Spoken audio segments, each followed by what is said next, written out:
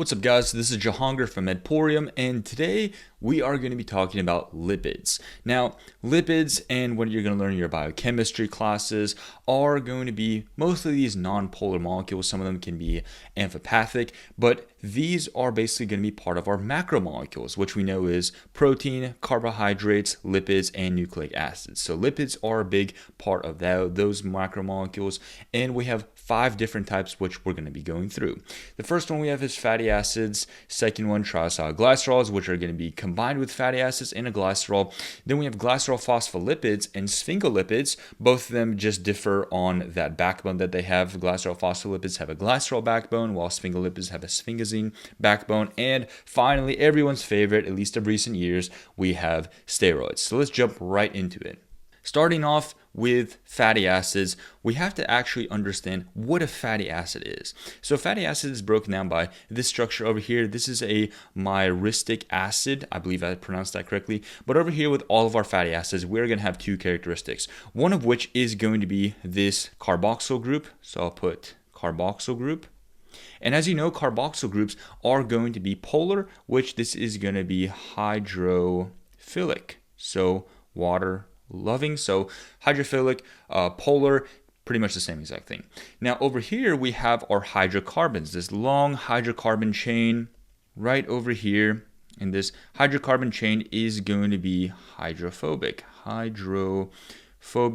or non-polar, however you want to go about that. But with all of our fatty acids, we're going to have this carboxyl group and this hydrophobic hydrocarbon chain, and this is going to result in an amphipathic molecule. So amphipathic.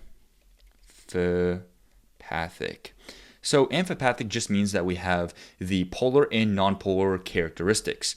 Now with our fatty acids, we are also going to have an even number. So I'll put even number of carbons. So you're not going to see a fatty acid that has 15 carbons. We're going to see 14, 16, 18. Now our fatty acids can actually range from 4 to 36 carbons, but if you have less than 14 carbons or you have more than 20 carbons, these are going to be less common. Especially with our plants and animals, we're going to have mostly C16 and C18. This one is going to be C14. We have 14 carbons. But in general, our fatty acids, the most common ones that we have and we're going to study, are going to be from C16 and C18. Those carbon 16s and carbon 18s for, anywhere in our diet that we might include. And with our fatty acids, we have a couple of other characteristics. We can either have a saturated or an unsaturated fatty acid. So saturated basically means that we're saturated with hydrogens. So over here, this is going to be a saturated fatty acid. Saturated. Why is that? Well, because this fatty acid is fully reduced with no double bonds. This is very important. There's no double bonds in our saturated fatty acid. And as you can see, we all have, we have a methylene group going all the way down here into our methyl group down here. This is a stearic acid. So stearic acid is going to be denoted as 18-0 as our sort of notations when we're going through our fatty acids. So this is going to be stearic acid. As you can see, it is saturated. Now, a characteristic of being a saturated fatty acid is that our saturated fatty acids are going to be pretty rigid. So when we see these saturated fatty acids, there's not going to be a lot of movement, a lot of viscosity, I guess you could say. There's not a lot of movement with our saturated fatty acids. Now, what about our unsaturated fatty acid right over here? So we have unsaturated. So how do we know this is an unsaturated fatty acid? Well, right here at C9, we have a double bond. Right over here. Now, because we have the double bond, this is also known as a kink. And because we have this, we have a lower melting temperature. And with our unsaturated fatty acids, we're allowed to be more fluid when this is included, especially when we're discussing our glycerophospholipids, which are part of our phospholipids. If we have that unsaturated fatty acid, then we may have a more fluid biological membrane, which we'll dive into soon in this video. But basically, one thing you have to memorize with our unsaturated fatty acids is that we have a double bond. We can have 1, 2, or 3, but we are going to have a double bond. Now, there are some characteristics that we have to know. I guess you could say some rules when we're talking about our double bond. First off, with our notation for oleic acid over here, we're going to have 18-1, 1 signifying that we have a double bond, at least one double bond. But then we have the sign delta 9.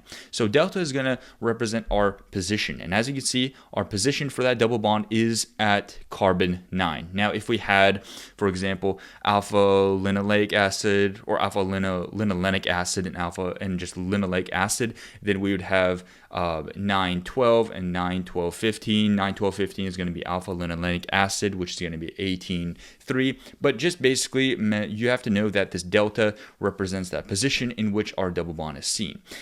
Now, with our double bonds, there's 3 rules. Why did I put a B right there?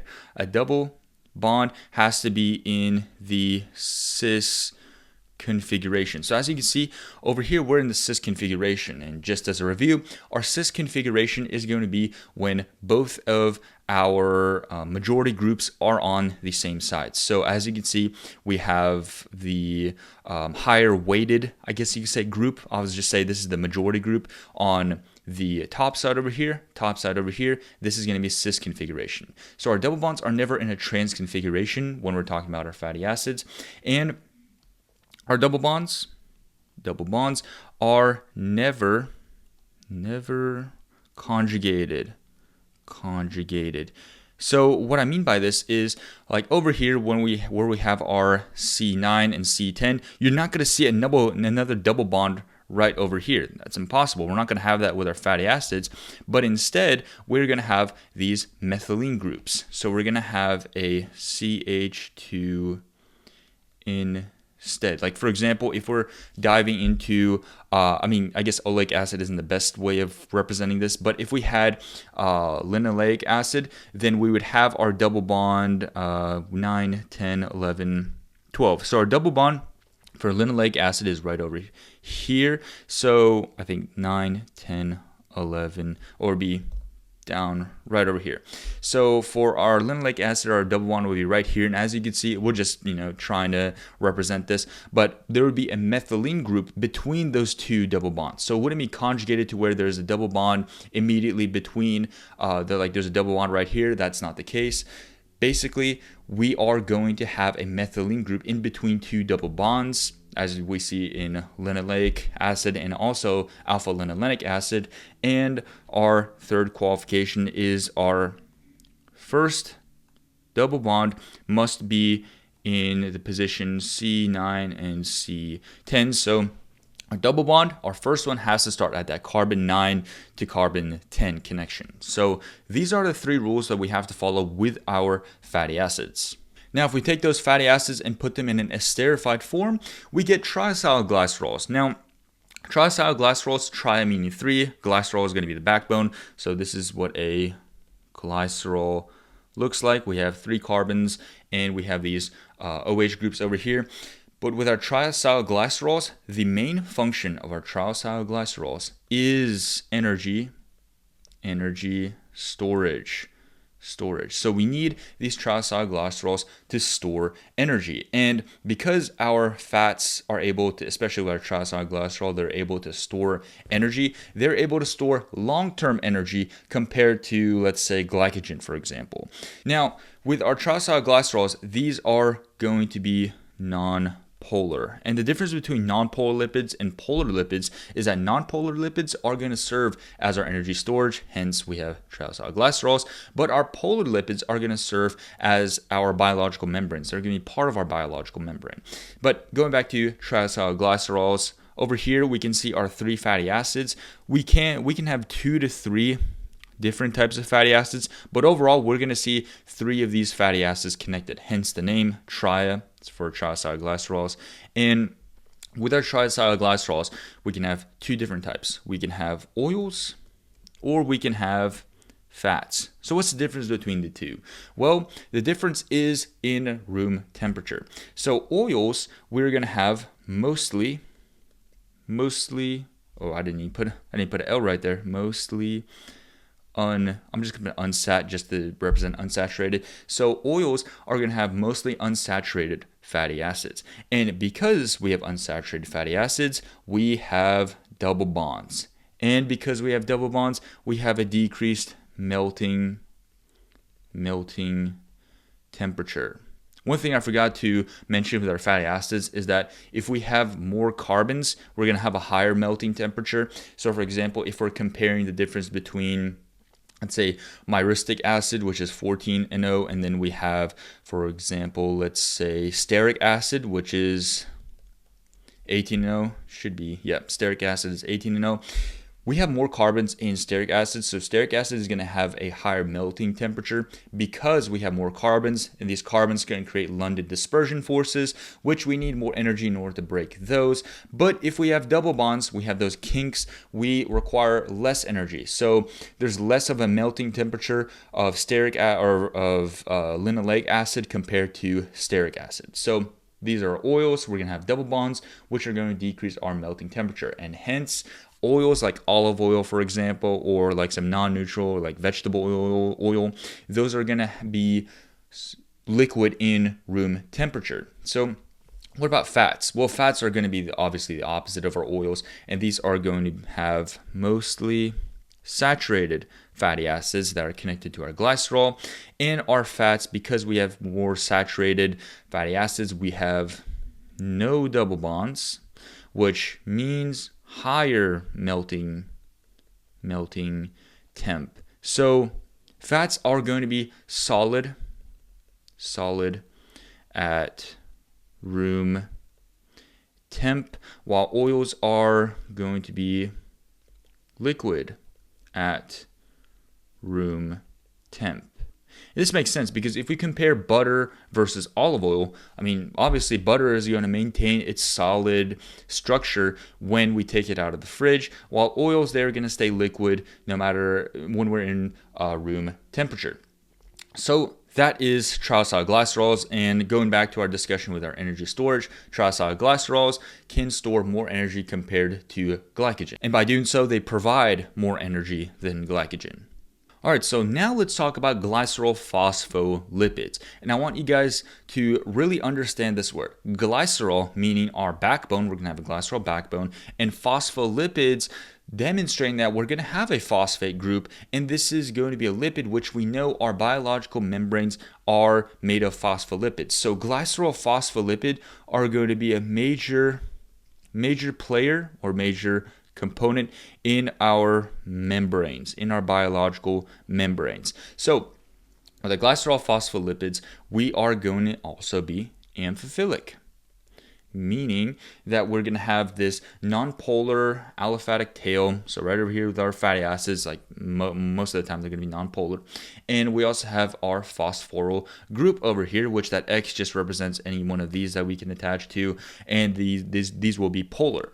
Now, with the glycerophospholipids, another thing to note is that we are only going to have two fatty acids bonded. So for example, over here, this is a structure known as glycerol 3-phosphate.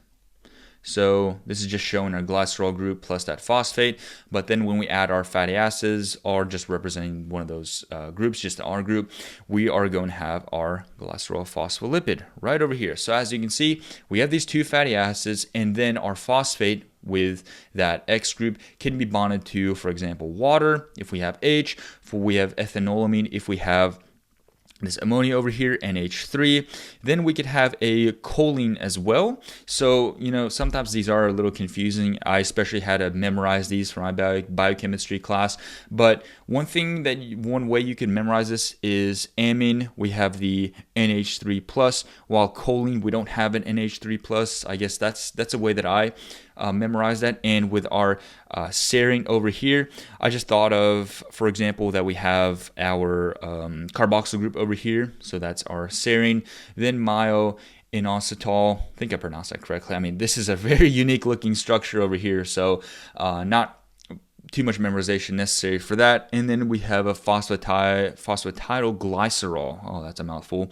Over here, this is what that pretty much looks like. And I just thought of like the most complex and unique looking glycerophospholipid was this guy. But anyway, If you see any of these groups attached to this X head over here, this to that phosphate, you know that you have a glycerophospholipid.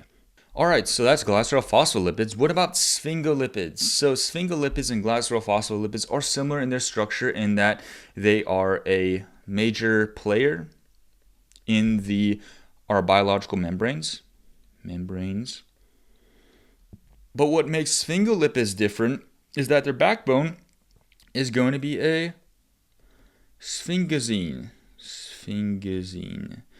And our sphingosine is this structure right over here. This is just going to be our backbone right here. We have that NH3, and one of the characteristics that we know of our sphingolipid is this double bond right over here between those two carbons. But if we do add our fatty acid, and we have, let's say we only have one of those fatty acids, this is going to be a ceramide.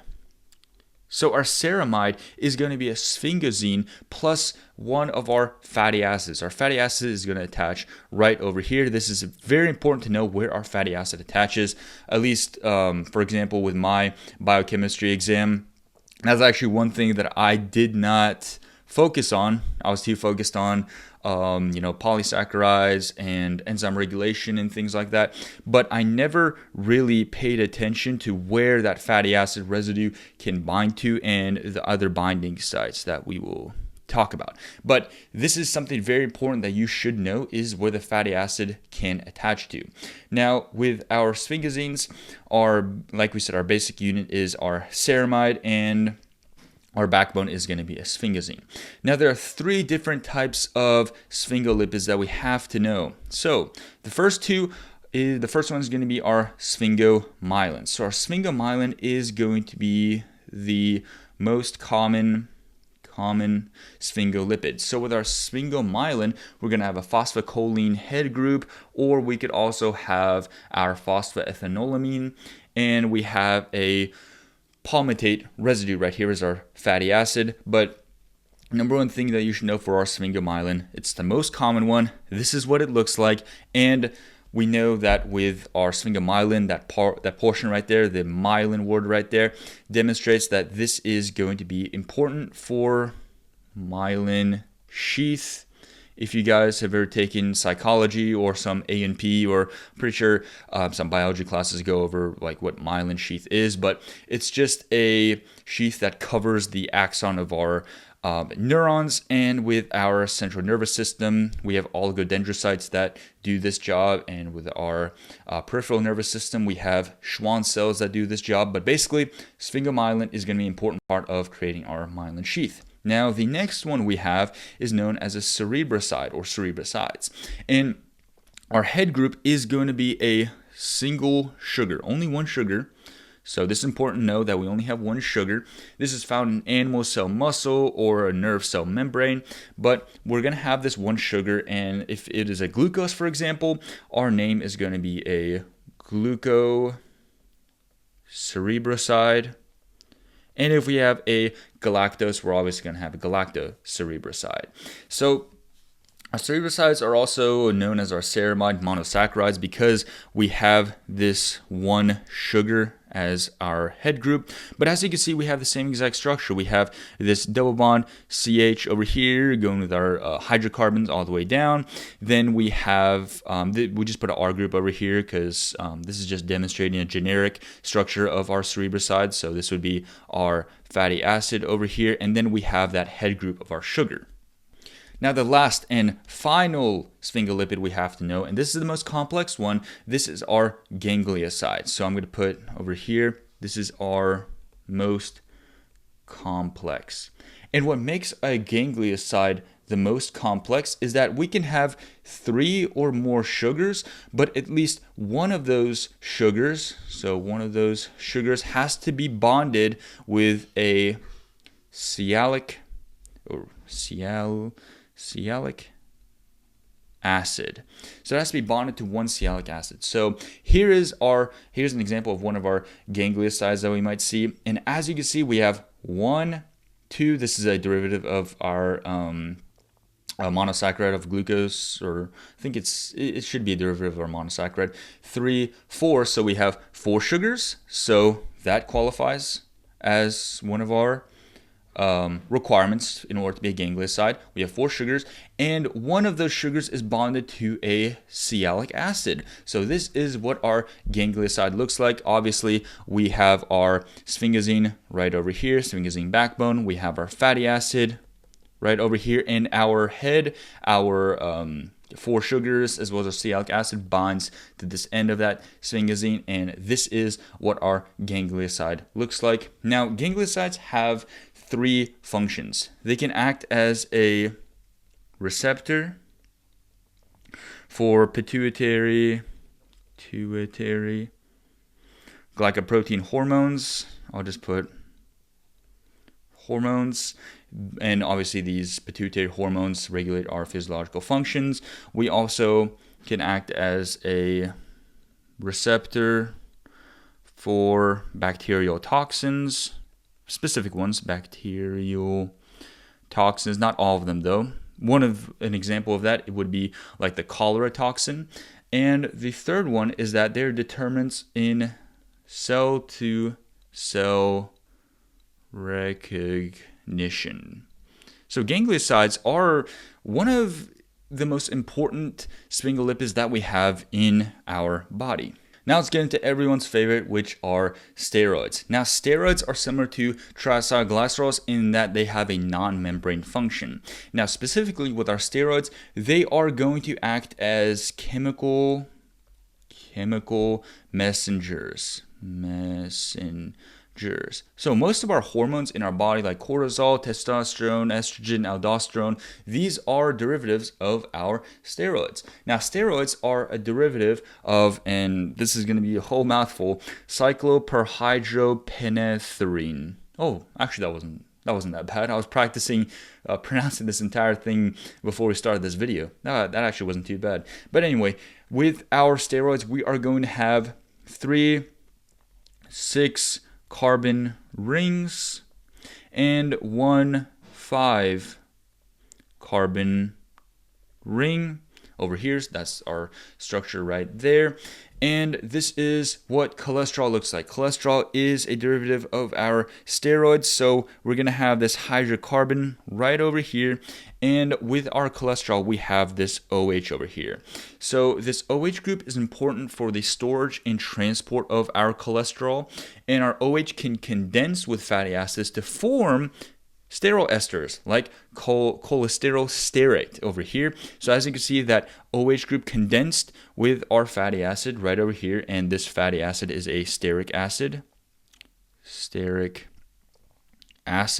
And this is how we create cholesterol stearate right over here, which is the derivative of our cholesterol. This is going to be our cholesterol esterified with a fatty acid chain of our stearic acid. And because we have a stearic acid, we know stearic acid is going to be saturated, so it's going to decrease our solubility. So decrease solubility, obviously in water, because we're going to in our body, when we talk about solubility, we're going to be talking about water. So we're going to have decreased solubility because we have a saturated fatty acid. This is going to increase that nonpolar characteristic, so less solubility in water. By doing so, we're going to be more hydrophobic. Now, in our body, this is not the only cholesterol derivative that we have. Like, for example, with our hormones are, some of them are derivatives of these, or most of them are derivatives of steroids. So let me change my color over here. We have a couple of different ones in our body, in mammals in general too, but we're talking about humans. Most of you guys are pre-meds, so we're more concerned with the human body. But anyway, I'm just been going on a yap session. But the first one we're going to have is glucocorticoids. So glucocorticoids are going to affect our protein, carb, and lipid metabolism. And one of the most common uses of glucocorticoids are seen in inhalers, because these actually act as a anti-inflammatory function. They have an anti-inflammatory function that helps with people with asthma, because asthma is like bronchoconstriction, so due to inflammation. So glucocorticoids help by decreasing that inflammation seen in asthma. The second one we have is mineral corticoids, which regulate our salt and H2O, or our water excretion in the kidneys. So an example of a mineral corticoid is aldosterone, which promotes the reuptake of our salts back into the blood, back into the human body. So by doing so, through osmosis, water follows our salt. So aldosterone is a hormone that's great in increasing our blood pressure. So that's an example of our mineral corticoid. And the last one we have are androgens and estrogens. So like testosterone and estrogen, which are very important in so many functions in our human body. And our steroids don't only stop from there, because we also have, or our steroid derivatives don't only stop from there, because we also have vitamins. So let me switch my color right over here.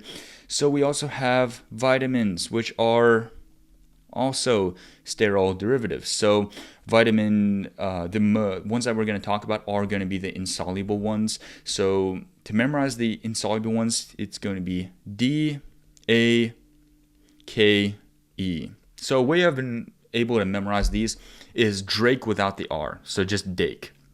So vitamin D is an example of that. I mean, vitamin D, I don't think vitamin D needs any introduction. This is crucial for bone health.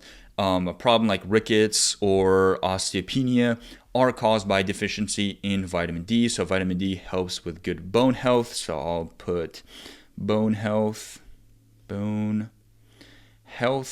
And vitamin D also has a bunch of other functions. I'm just talking about like the most important function, or the most prominent function. We also have vitamin A, which is retinol, and it is great for our eyes. So I'll just put a little eye right there to represent our retinol, or our vitamin A. And this is, we can find beta carotene or carrots. K is for blood clotting. So if you ever get a scratch, or you accidentally cut yourself, you're not going to bleed profusely, because we have vitamin K, which helps our platelets aggregate and clot, so we don't lose as much blood as we would have if we didn't have vitamin K, if we didn't have platelets. And vitamin E is actually a very unique one. It's hydrophobic, and it can act as an antioxidant, which prevents oxidative damage to the membrane proteins and our lipids.